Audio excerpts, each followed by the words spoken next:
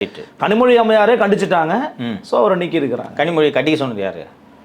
அவங்க சுயமரியாதைக்காரங்க கிழிச்சாங்க. அவங்களுக்கு ஒரு பெண்ணை இழிவா பேசுறது பிடிக்கல, அதனால கண்டிச்சிருக்கிறாங்க. சிவாஜி கிருஷ்ணன் எத்தனை வாட்டி கண்டிச்சிருக்காங்க?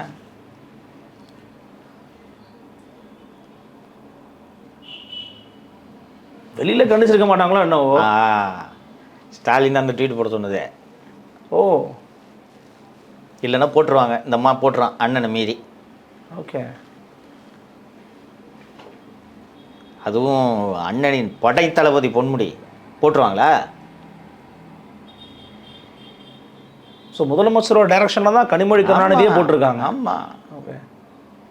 இப்போ நீங்கள் உங்களை போன்ற ஊடகவியலாளர்கள் கனிமொழியை கண்டித்து விட்டார், கனிமொழி கண்டித்து விட்டார், கனிமொழி கண்டித்து விட்டார்னு சொன்னோடனே கனிமொழி கண்டித்ததுனால் முதல்வர் நடவடிக்கை எடுத்து விட்டார்.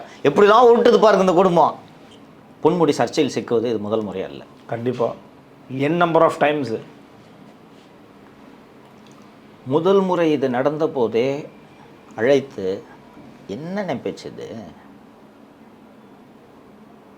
இன்னொரு முறை உங்கள் மேலே புகார் வரக்கூடாது, புகார் வந்துச்சா நடவடிக்கை எடுத்துரும், பார்க்க மாட்டேன் யாருன்னு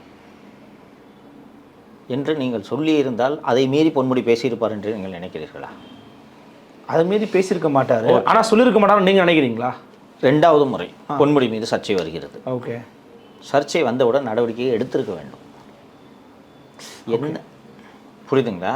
என்ன சிக்கல் என்றால் என்ன நடக்கிறது என்பதை முதல்வருக்கு தெரிவதில்லை.